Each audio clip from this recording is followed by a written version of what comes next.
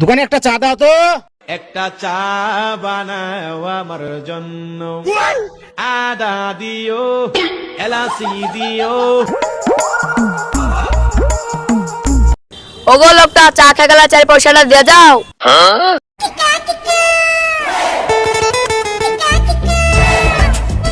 চায়ে চিনি দাওনি, পয়সা কি দেবো? ঠিক আছে, তুমি ভিতরে এসে চিনি দিচ্ছি। চিনি দিও সামান্য। এলাও চিনি।